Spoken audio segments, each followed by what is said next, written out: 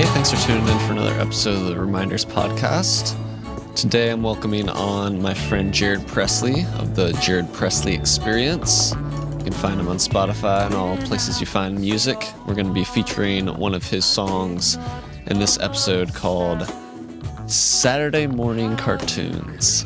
So, again, taking a mindful review style episode today.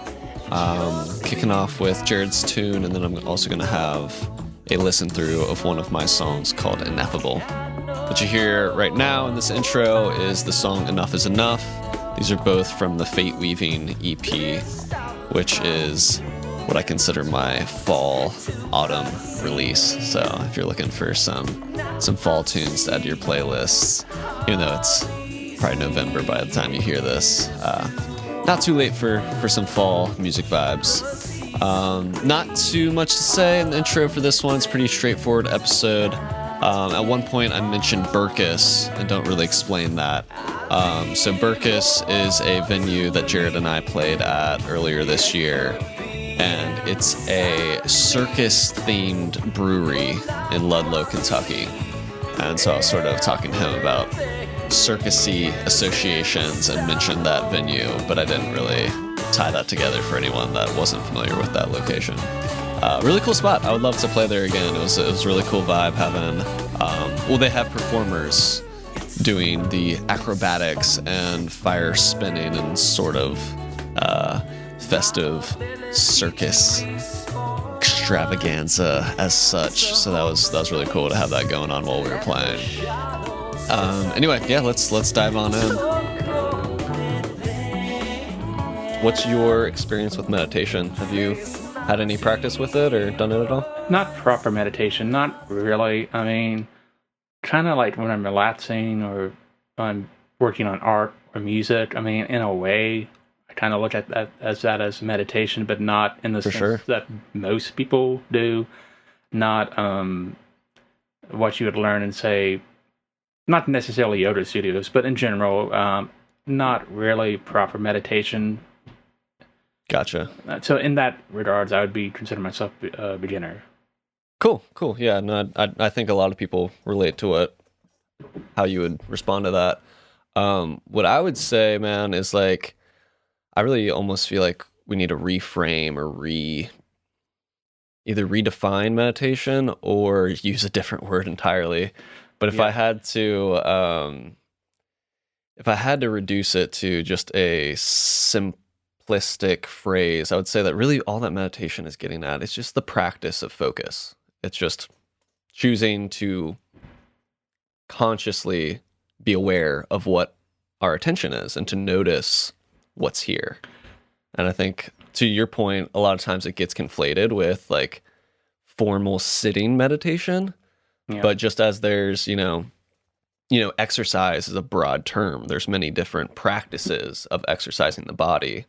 That's same with meditation. Meditation is like a mental exercise, but there's many different modalities for it, Like you mentioned yoga, but there's mindfulness meditation, the walking meditation where you're just simply aware of exactly what it is you're doing, even if you're doing doing chores or doing the dishes or something like that. Oh yeah, I mean that gets to the point where if you're at your job and you have the need to meditate, you're able to do that. You can do it anywhere pretty much you go. You're not confined to a space to do it.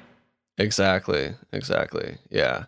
And much like you, for me, art and music is my biggest form of tapping into the flow state, which is really in the same realm as the meditative experience. So yeah, I have this series on my YouTube channel called Mindful Reviews. And just in the last 2 episodes, one's released and the other has not yet released, which I'll release before this one with my friend Andrew. And we did a similar thing. We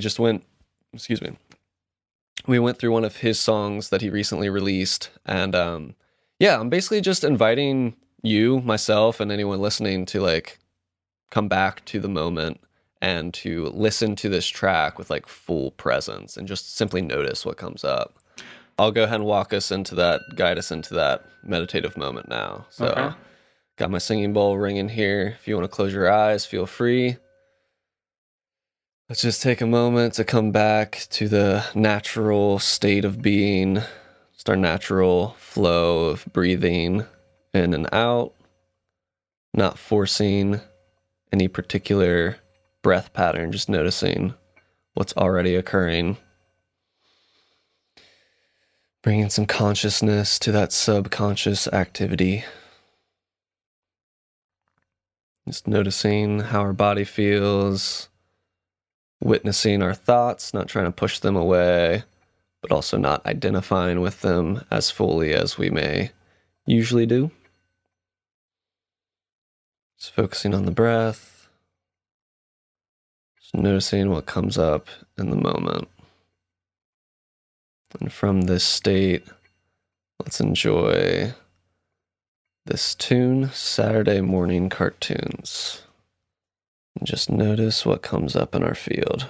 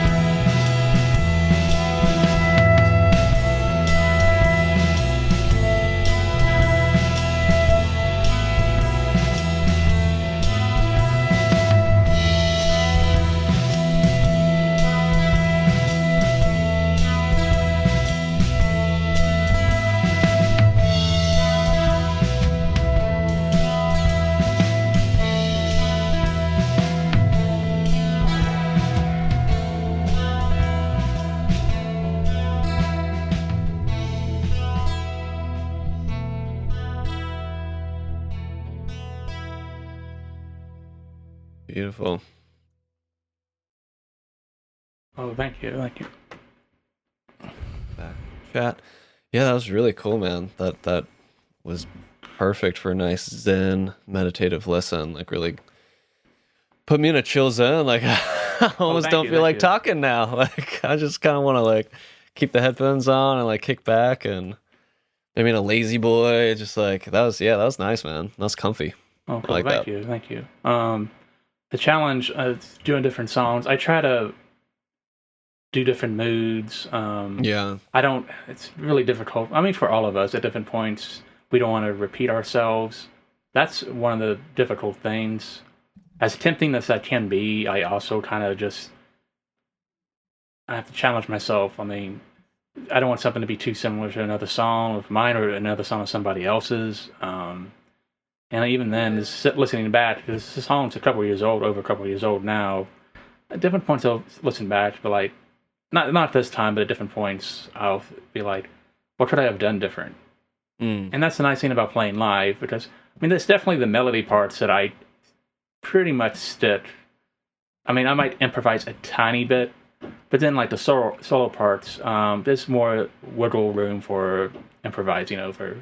For that particular track, was there anything that came up that you feel like you would do differently if you did it again? Or are you just saying that's one of the things that kind of it's always because I did a few takes for the solo. So it's always like, and sometimes playing live, if you soloed before, playing live at different points you'll get a really good take, and sometimes you won't. Sometimes I focus on that too much, like I could have done this better or that better, and the same with chord playing or whatever else songwriting wise. I mean, that's always something kind of my biggest critic in that way. I kind of overanalyze. Do you consider yourself a perfectionist? In some ways. Yeah. I feel that. I've done a bit of work to relax my perfectionism. I have definitely gone through the experience of feeling over analytical about my art, but I think at the end of the day, as long as I'm expressing something in a as authentic way as I can, I think that's what resonates with people. You know, I used to be like really hung up about, production quality and things like that, and just everything really, really sounding as clean as the records I grew up listening to, and I think I've made strides in that domain, What you have to remember about that is the budget that they had. Yeah, and the equipment they had is, we just don't have it, especially for higher end acts who have the funds to support that. Yeah, big, state of the art studios and stuff like that is obviously going to have a few more bells and whistles that can polish out those, little blemishes of recordings more so than I may be able to do in my home studio. But I think to your point, like, even, I think about like, there's certain bands that I listen to that their first album, you can tell like they weren't in the biggest studio, it's a lot more rough around the edges. One band I can think of is Coheed and Cambria. Their first album, like it's good music, but it's definitely not, there once they signed with whatever it was, Warner Brothers or whatever, like their production value went up a ridiculous amount. Even Tool's another good band to cite for that. Their early stuff's very grunge, dark, not very polished in the studio the way it is now. But sometimes that can be better depending on some acts. I mean, sometimes something can be overproduced. Sure. Yeah, that's true. Now, I mean, that all comes down to opinion, but still, I mean, there's things I've listened to that like it's way overproduced. I absolutely agree with that. Yeah, one band that comes to mind that I feel that way about, The Head and the Heart. Do you know of them at all?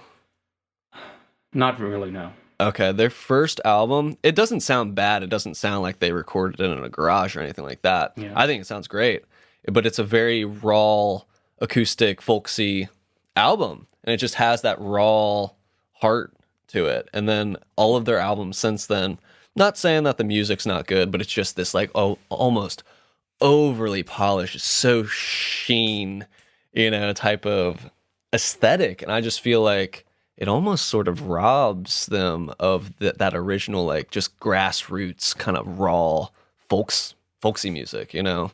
Oh yeah, and especially if you listen to recordings before the digital era and after, I feel like Yeah. it's still. I think like at first digital recordings weren't that great. I feel like it's gotten better. Yeah. People are just more used to it.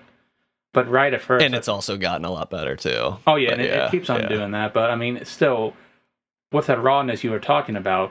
I feel like that's just people being comfortable in the environment, depending on where they record it. Especially if it's at home. I mean, that's something too that if you're in an environment, you do as many takes as you want. You're not pressured like, oh, we're spending a ton of money in the studio. You don't have to feel like you have to get that right take right then. I feel like there's a lot of that factor into that.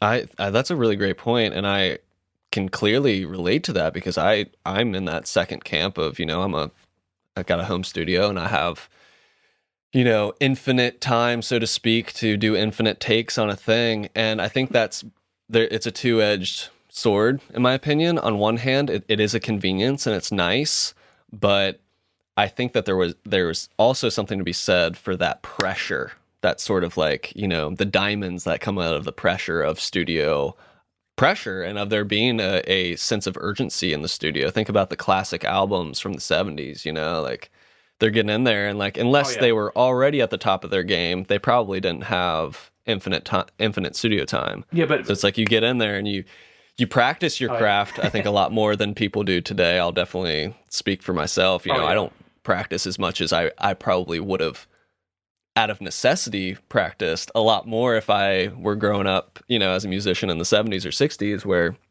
you know, you didn't have the luxury of nudging things in Pro Tools and whatever, you know, you had to be metronome good. You had to have your chops really, really solid. That's what set you apart, you know? But I also think that made them better live players. If you listen to live albums back then compared to now, not that there's people who can't play live now, of course. I just mean in a general sense. No, I hear you, yeah. Something else, too, with actual studio recording, you have a sound engineer. And depending on who that is, you can learn a lot from them, and they can really help you in ways that, or see things that you may have not seen. Or heard, I should say, but yeah. Absolutely. Yeah, no, there's a lot of value to having a third-party perspective in it. Probably any creative work, you know, even as a writer or author. You know, think about the relationship they have with their editors and stuff like that, you know, just to have someone giving a fresh perspective, you know, because it's so easy to get in the weeds of our own art and, like you said, just kind of like overanalyze our own expression. But if someone else can be like, yo, that's really cool, like leave that, or this part, why don't you simplify that, you know, like you're thinking too hard on this one part, let's just simplify, you know. Sometimes it's hard to do that for ourselves. Yeah, and, you know, we need healthy criticism. Yeah. I mean, that's something, I mean, if not, we don't learn. Exactly. Or it just takes a lot longer to learn it. Yeah. You know? Yeah, totally. One thing that stood out from your track that I wanted to point out, too, the guitar, I almost felt like it was playing the role of like a horn. I'm not sure, maybe like a saxophone, or maybe or not a saxophone, a trombone or something. It had this very like warm but legato type of sound to it. So I'm assuming you're talking about the lead with the legato. Yeah. Yep. For that one, I was really influenced. There's a couple guitar players who really use the legato technique. I'm not sure if you're familiar with, say, Alan Holdsworth. I've heard the name, but no, not really. He's really good, and I guess more mainstream would be Joe Satriani. Okay, yeah, definitely know Satriani. Okay, so with that, that's kind of what I was influenced-wise. Gotcha. Sometimes I'll pitch a lot, but I mean, it always sounds better doing a lot of legato stuff, in my opinion, if you're trying to do lead. Whatever, if you're doing like an instrumental, even if you're just doing a solo in a band. I mean, of course, you can still alternate pitch, but if it's all just alternate pitching, it doesn't have the same appeal to me. That's a personal choice. Gotcha. So you're finger picking for a lot of your playing? Is that what you're saying? No. What I'm saying is, hold on. Like with like the pick. Yeah. Instead of like if you play 3 notes, just for the audience, you're playing 3 notes, you would pick every note with alternate picking. But with legato, you'd hit it once, or sometimes you just tap and do that. I see what you're saying. So yeah, it's going to be more of a horn-like quality, because with like horn players, you know, they're not necessarily articulating each note with their it's not. It's not. And you're changing the keys. Yeah. Yeah, so you're getting lots of notes out of one articulation. Unless they're doing a lot of staccato type of stuff, no. Yeah. Yeah. And in my way, that sounds more natural to me. Mm-hmm. Especially if it's singing. It's singing's the same way too. You don't really. You kind of more flow to the next note. You don't really, and unless it's some styles might do. Yeah, sure.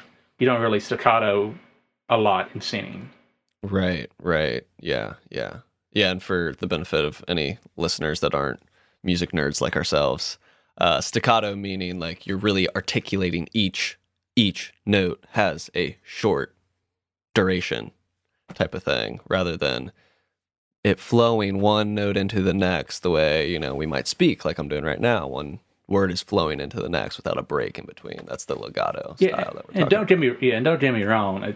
Staccato can be like really cool. Oh yeah, I mean it's contrast, But you just don't want to do it like only staccato. It also sound like a machine. Exactly. So then there was another point where it felt like, I guess, a second guitar came in, and it sounded even more like a horn. It had a sort of brassy feel to that. Was that just another guitar? Do you remember? You might not know what spot I'm talking about. Yeah, I'll explain. Obviously, there's the acoustic guitar that's way in the back. There's the cello, the drums. There's the bass guitar actually in there, and there's the lead. There's only one lead guitar, but there's a couple points where I'll adjust the knobs depending on what section, just for a slight variation. Maybe it was the cello I was hearing then. Yeah. No, that's cool though. So when it comes to production, are you putting all this together yourself, or no? As far as who helped me mix and master it, that would be Devin Wirtz of Radio Artifact. Okay, cool. Yeah, I know Devin. Yeah, awesome. So that was his work as far as mixing and all that. Gotcha. Cool. Then you had the different people playing the instruments. I mean, I did all the guitar stuff, but it's the people doing the other things. Gotcha. Who was drumming? Jim Dooley. Okay, cool. Yeah, I really like that jazzy sort of feel. And it was funny because you and I played at Burkus and what was that, Ludlow, Kentucky? Yeah. At Ludlow Theater. Yeah. And so now, like, I just have this circus association with the Jared Presley experience, you know what I mean? So there was something like cartoon-esque about this track, you called it Saturday Morning Cartoons, and I was almost feeling like some circusy sort of vibes from it too. Well, but what inspired that title choice? So the song started off when I wrote the song, like if you hear the acoustic in the background, that's what it was. So it's an acoustic, I believe, I forget the tuning, but it was just this, like an E major tuning or something. Oh, okay. Just playing these chords, I wrote the chords down. It took me a while before I really got the progressions I wanted. And while I was doing it, I just had memories of growing up, me and my brother watching Saturday morning cartoons, which, from what I know, is not a thing anymore. I guess not, yeah. I wouldn't really know. No, I mean, I haven't watched TV. Yeah, that's what I was going to say. Ages. Right. But from what I've heard, it's not. Well, I mean, it's just everyday morning cartoons these days on YouTube and whatever streaming sites people are on. Yeah. So, yeah. Well, but yeah, when we were growing up, it was Saturday mornings. Well, I feel like there's something to that where it's almost oversaturated now. With like kids now, you have information and all this stuff everywhere. It seems like it's so much stimulus. And to go back to your meditation, do you feel like a lot of the younger generation have or will have a harder time like meditating or just focusing with all this distraction? I think so. I think unfortunately probably all of us are sort of influenced in that way. But yeah, I think about that a lot. Because at least, people, you and my ages, we had a time before the internet was as saturated as it is now. I mean, I don't know how old you are, but I grew up in the 90s, I was born in 91, you know. So there technically was the internet as soon as what, I don't know, 97 it became more commercial, but I'm pretty sure it existed in some primitive form throughout the 90s. Yeah, in 89 I feel like it kind of started, but until like mid 90s it's when it got the boom it did. And now it's still when, web pages a lot of times is like basic HTML, whatnot. Well before the time of social media, which consists of a huge part of it now. That and these phones.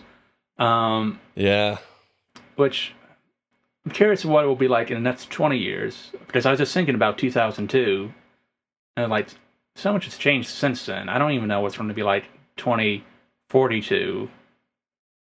Like, I can't even imagine what it's going to be like in 2024. That's a easier jump totally, yeah. Than 20 years where there most certainly will be a lot of changes. No doubt. Yeah, I know. I don't know, man. I try not to think too hard about it because it's a little overwhelming. But I think there is a healthy dose of visualization that we all need to do about our futures and what type of environments we want to be not just occupying but building. And that's something I think about a lot. I mean, not to get too deep out of nowhere, but I think about just like, what role do I want to be playing? What am I doing with my life in this moment when things are kind of, I mean, I wanted to say in an upheaval, but I don't know, man. I think about just how much of an upheaval society felt in 2020 and how we've all like sort of, I can't say us all, but I certainly don't feel as connected to that like rage, that outrage that was existing in 2020, whether it be just from the pandemic or from, civil rights upheaval, whatever it was, social injustice. Yeah. There was a lot of that in the air in 2020. And that's actually a pretty decent segue to sharing the song that I want to show you. Oh, cool. So that song is a part of the collection that I released about this time last year. Actually, it's called the Fate Weaving EP. And those are all songs that I started in 2020. And it's a 4-song EP, and each one sort of represents a different aspect of just different realms I was sort of exploring as far as, like I said, this sort of social upheaval and just that idea of fate weaving, this idea of being not necessarily in control of our fate, but an active participant in it. Cool. Well, you know what I mean? The song you wanted me to listen to starts at 6:05. Yeah, so that video I sent you, that's the whole EP. So this is track 2. Okay. Yeah, the first track is called Enough is Enough. And that one was pretty explicitly exploring, the enough is enough sort of slogan in the Black Lives Matter movement. And so that one sort of speaks for itself. Ineffable is the track I want to show you. Okay. And actually, the only reason why I chose that song is because we're in fall, this season right now. I just that EP has a very fall vibe to me. And as far as lyrical content, I mean, I'll let you listen to it and then we can discuss. Cool. I won't take us through the whole meditative briefing again, but let's just get ourselves back into that space. Okay. Let's melt on in. This track is called Ineffable.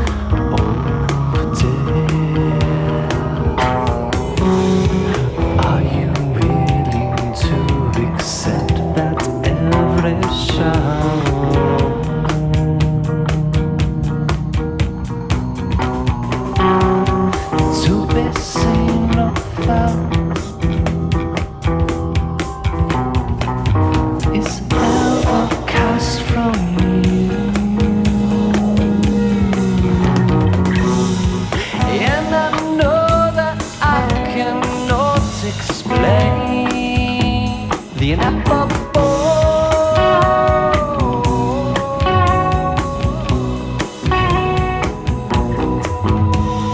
But that's not gonna stop me from singing into the mystery.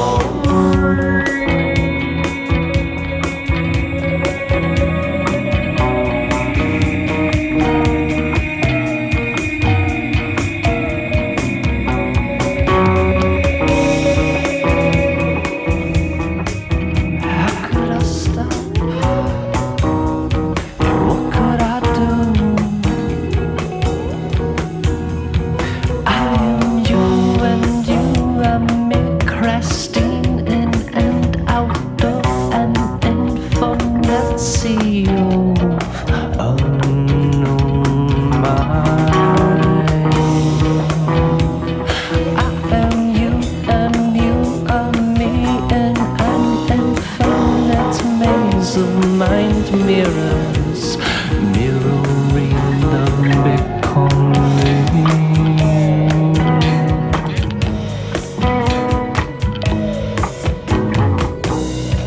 And I know that I cannot explain the ineffable.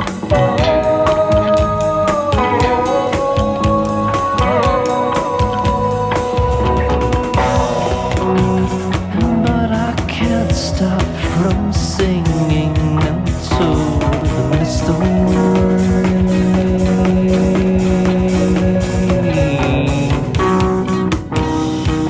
Only with words I care to share.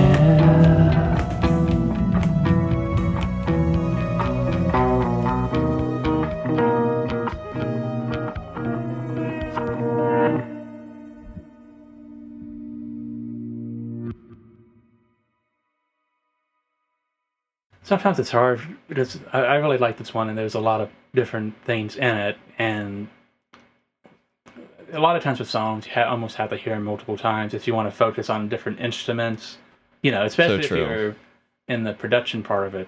I really like the, I guess, keyboard synths in it, in the background of how they were really basically with the chord progressions that you're doing. It was really nice. And I think there's like guitar swells like in the background, or like guitar slides at one point. It sounded really good. So that's actually my fretless guitar. Oh, cool. Yeah. So talk about legato, definitely glissandiling. Those aren't even play. No, they're not, which is why I don't really play too articulately with it. I'm using it pretty much like you said, like a slide guitar. It sounds good though, but lyrically, I liked the melody of the voice. I wasn't able to make out all the words. If you could explain, I know you already did, but I guess more in depth as far as lyric-wise about the song, what you were going for. Sure. Well, thank you for the feedback on that. Before I get to that, I'm just going to give a little brief feedback of my own, just like the experience of listening back to that. Yeah. Because, I'm finding that when I really give myself space from my own music, I can appreciate it so much more in a more objective, like a listener perspective, rather than, like you were saying earlier, rather than being in this analytical mode of like, okay, how can I make this better? Because being the musician and the producer, I'm juggling these two hats of like pure expression, and then sort of analyzing that expression and thinking, how can this be the clearest it can be? And that's sort of hard to juggle between those two.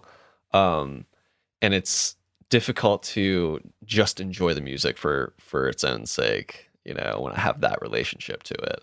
Yeah. So like I said, I put this song out a year ago, and listening to it now, like I really enjoyed listening to that. Like I don't even really necessarily remember doing all of the elements for it. I feel like I was able to appreciate it in more of a unbiased perspective. Yeah. But part of what's special about this song is that I guess I started it on guitar and just sort of, I'm sure it was late at night, some session, definitely down here. It was the basement studio. And yeah, just put down a little demo of the guitar lick and then recorded the drums like the next day or something. Hmm. And then completely forgot about doing that at all for like 6 months. So this song was sort of like a little surprise to myself when I found it. I was like, oh, Yeah. cool. This is a cool seedling of a song. Like, I definitely need to finish this. And then I added bass, and the vocals were very, what's the word I'm looking for? I guess improvisational Okay. will suffice. There was a different word I was looking for. But yeah, I just did a take or two or three and stuck with that for almost the entire production process, and then at the end I revised the lyrics that I had just sort of improvised and made it a little bit more clear in certain sections, tightened up the melody in certain spots and stuff like that. So the lyrics are very just abstract, and I mean, one of the lyrics is, I cannot explain the ineffable, Yeah. but that won't stop me from singing into the mystery. And that pretty much encapsulates the gist of the songs. That, yes, it is me sort of attempting to put words to the wordless mystery that is what it means to be here, to be human, to have a relationship to the mystical side of existence. It's just me poetically throwing paint at the canvas when it comes to that Yeah. topic. Yeah. I feel like that's a good way of doing it, how you did it, where you kind of improvised with the lyrics. You didn't have anything, I don't want to say heavy-handed, but where it's really more, I guess, where it makes you think afterwards. Lack of Yeah. a better term. No, I feel what you mean. Yeah. There are certain songs that have more of a finite meaning. This one doesn't really have a finite meaning. It's more of a playful exploration. Yeah. But as you can tell from the mood of the song, it's also a little, I don't know if melancholy is the right word, but there's a certain, I don't know, darkness or mystical sort of feel to it. It's not entirely playful, cheery, but playful, just like willing to explore the void, if you will. Oh, yeah, and especially the chord progression choices you chose really convey that, I feel like. Yeah. I'm not positive what mode that would be in. I only listened to it one time. But it's more of that, what you're saying, of that type of sound. I guess some type of minor, possibly. I couldn't tell you what the mode is. There might be parts where it's Phrygian. There might be Okay. parts where it's Mixolydian. I'm not sure. I do gravitate towards those two. Yeah. But when it comes to that aspect of writing, excuse me, I'm not very heady about chord progressions. It's all very flow for me. It's just Okay. whatever comes up. So yeah, that Okay. was the guitar. Every part of this was improvised. You know what I mean? Like, of course, I didn't necessarily keep all first takes of yeah. improvisation, but you know what I mean? Like, there was no, like, nothing too consciously put together. But that was the other part that I was going to say to pat myself on the back, because when it comes to drumming, usually I'm splicing 100 takes together and pretending that I performed something brilliant. But this was actually like one take that I did the drum parts for this, and maybe like No, it's impressive. cropped a couple mistakes, like maybe like duplicated a bar here or there, something like that. Hmm. But yeah, it was really just one take, so I was pretty pleased with that. Yeah, I always have to get a drummer. I don't have a drum set. I just focus everything on just guitar playing. For me, that's just by my choice. I mean, for people who can do all these instruments, it's very impressive. It's not an easy feat. It's funny you say that, because I was talking with my buddy Andrew last week, and we were having a similar discussion about, doing everything yourself versus working with a producer or hiring musicians to, fill out, the session and everything. and he was saying that that he personally can't relate to uh, performing all of the roles of a band Yeah. by himself. And I was thinking about it, and he used this term sub personality because he speaks multiple languages, and this recent EP that he put out is in Japanese. So he was Oh, saying wow. that it's sort of like he's able to express like this sub personality within himself. And I was like, oh, that's a perfect way of how I relate to the different instruments I play. Because of course, like you wouldn't call it chemistry, because chemistry is just something that happens in a room with multiple elements. Yeah. I'm not happening in a room by myself playing 5 different instruments, but by layering these different things, I do have a different personality on each instrument that I play, which is kind of a fun thing to explore. Again, it's easy to not do it well, to get, I realized this about myself recently. I grew up listening to progressive rock music. Oh, cool. Like So did my I. first, yeah, really? Okay, cool. Like Rush, Pink Floyd. There's a couple examples. But later on, Dream Theater. Yeah, Dream Theater was the number one for me. When I was in 5th grade, I got into Dream Theater. It went like Backstreet Boys in 3rd grade, Led Zeppelin in 4th grade, Dream Theater in 5th grade. And I was obsessed with them. And so I realized, like, for whatever reason, I was thinking about this. I realized that really conditioned me to prioritize complexity over simplicity in this sort of like, I mean, I'll say it, somewhat snobby fashion of like complex is cool, and like if it's more complicated, it's cooler, it's better. But that's simply not true at all. It's a tool. Like you can. Yeah.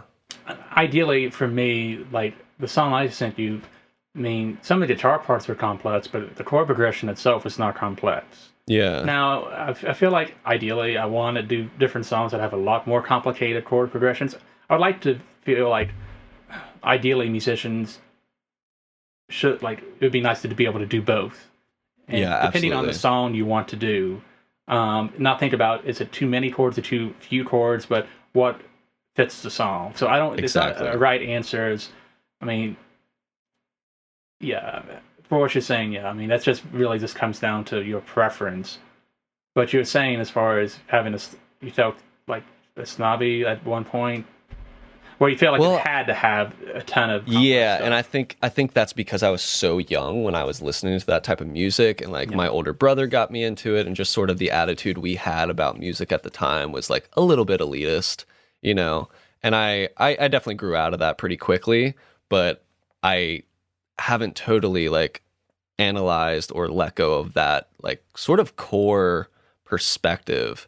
And yeah, it's not that I've like totally prioritized that in my music. I don't write progressive music per se by any means. There are progressive elements, you might say, but it's definitely not like prog rock or anything like that. Yeah. But anyway, I guess the reason why that was interesting or valuable for me to realize about myself is because if I can, like you said, you didn't say this in these words, but what you're getting at is that there's different tools for different applications. So simplicity is a tool that works in certain situations. Like if you have a message that you want to get out to people, keep it simple, package it, present it simply so that more people can access it and relate to it, and if you're trying to build up this epic climax, then yeah, make it complicated, make it go on this journey, and that will have like a greater and more depth to that climax or that experience of epic proportion or whatever. They're different applications. For sure, and I think that even like John Petrucci would agree with that. Yeah, probably. Yeah. The guitarist of Dream Theater, for those who didn't know. For the non-nerds out there. Yeah, I grew up on John Petrucci. I mean, he was my favorite guitarist throughout junior high and high school and stuff. Like, I learned a bit of his stuff, but I think I got to the point in my journey as a guitarist where I realized I didn't have the drive or ambition or discipline to become the best guitarist in the world, And I realized that... Yeah. If you ever read, like, Steve Vai's, like, practice 10 plus hours a day. It's like you don't have that type of time, even if you are a full-time musician. Exactly. And you don't have to be the greatest. You can still do cool stuff if you work hard on stuff, but you don't have to play. Like, I don't think I've ever practiced 10 hours a day, even when I'm off or something, because I don't have the energy. I'm getting older now, but even when I was like 16, 17, I didn't have the energy to do that. I don't think I've ever even stayed awake for 10 hours in a day. No, I'm joking. No, I've definitely done that. Yeah, me too, for sure. I'm just being silly. But yeah, no, totally, man. I 100% feel you. And I think part of it for me was like also recognizing like where, my conditioning is coming into play. Like, why did I even have that idea that like, if you're going to do it really well, you need to be the best? Like, that's kind of a silly idea. That's a very individualist idea, very like taking a competitive nature to something, music, which is a very collaborative field. I don't think it should be about competition. We shouldn't be trying to outdo each other. Well, yeah, that's, I feel strongly about that. And, honestly, from what like Satriani and other players, they don't see it that way. It's why I guess this might be a hot take. I don't have warm feelings about awards, or like those awards they have. I don't like it when they do that, because I don't want it to ever be a competition. Like, exactly. I play a lot of like intricate stuff, but it's not to be the best. I just think it sounds cool. That's really why I've done that. That's why I put the practice in, because I feel like it sounds cool. I enjoy it, and that's why I put the time in. It's not to be like best. That's what if whoever's your favorite or best. I mean, it doesn't matter, really. Totally. Yeah, I mean, you're exactly right, and it's really just about expression. We learn how to do fast lines or complicated chord progressions or whatever it is. We learn to make the simple expression complex because we enjoy it, because it's fun, because it's part of the journey. Music is about expression. It's not about being the best or, But I will say we should always be learning still. We should always want to improve and want to like learn new theory, practice new scales, chords, even if we don't utilize them immediately, or maybe even never really. I mean, it's always good to learn like these tools of the trade. Yeah, I mean, I personally agree with you, but I also would defend someone who is comfortable where they're at, and that's just, I mean, you and I are professionals, so of course we want to constantly, hone in on our craft and get better and learn more and, understand more of the picture. Yeah, but that also kind of goes outside of music as well, as far as learning new things. Right. You just don't want to stagnate, yeah. Yeah. But I understand what you're saying. Like, no, not everyone's goal is going to be like to be this intricate musician. But even if it's not with music per se, if it's something else, I mean, if they're trying to learn something else or like improve themselves, that I feel like would be a healthy goal. Yeah, regardless. I think so. But, just for the sake of, representing the other side of the field, like, I think that, again, it's a two-sided coin. I think sometimes growth can be unhealthy. Like, look at the way that we approach economy in our system.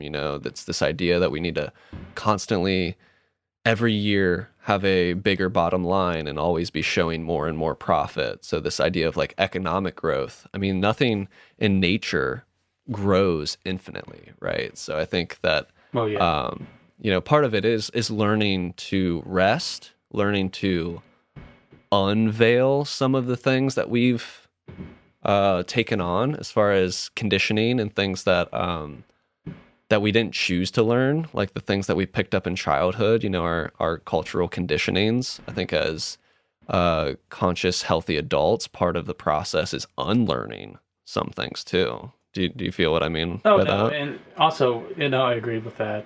I feel like with what you're talking about with the growth of that capital, I feel like that's taking away from something, like whatever, if you're working a ton of hours and like not like balanced emotionally. So that's what I'm saying. So there's other parts of you that should be growing, even if so all growth in itself, no, I mean, you just don't have the time of day. You don't like every aspect can't grow. That's too much for a human being to handle. So it has to be more balanced. Exactly. I guess that would be a better way of looking at it. Yeah, I mean, even as they say, like the universe is expanding, but eventually it'll contract. And I mean, or look at it more on a microcosmic scale. Like a tree Yeah. doesn't continue to grow forever. Yeah. Like we have these cycles. So yeah, I absolutely agree with you. And it really comes back to balance in so many conversations. Everything is just coming back to balance. Balance is key for health. I feel, moderation, even moderation, as they say. Well, even for music, I mean, there's a point where some days, it might be best to focus on something that's not music related, just to get a different perspective, just not to burn yourself out. I've done that in the past, I'll be honest. Yeah, me too. Me too. And you know what? Sometimes taking breaks from the things that we love help us have more to give to the things we love. In this particular case, music. When I take a break from music, actually experience my life, Yeah. then I have more to bring, more to express. Plus, you I'm have more not, like, just motivation. Yeah, that too. More space. More motivation, more drive, energy, etc. Because you've been away Exactly. from it, so you're excited, like, hey, I want to really crank something out, instead of just it being another practice session that you already had maybe once or twice earlier today. Exactly. Yeah. Oh yeah. Real quick, if you got another minute before we sign off here, Okay. I'd just like to give a opportunity at the end of episodes. Is there anything that we talked about that you want to highlight? Anything that stood out to you, or is there anything that you wanted to say that you didn't get a chance to say? And I was able to credit all the musicians. Again, the drums was Jim Dooley, the cello was Kate Wakefield, the bass was Miss Christine, and Devin Brooks did the mixing and mastering, and all the guitars were me. I just want to make sure they did get credited for your Yeah, for song. sure. Was there anyone besides you? Was that, I don't know if, In that particular track, no. Okay. And I do love featuring friends on my work, but that particular song, it's just me. that's cool. That particular EP, the Fate Weaving EP, the first song features my friend Yamani Schneider on guitar.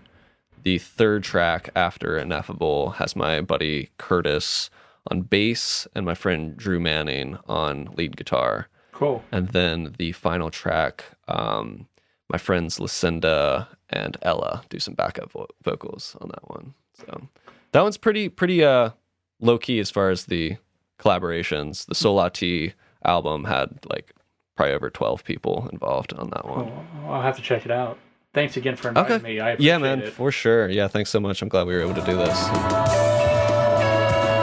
And thank you again for listening to this podcast.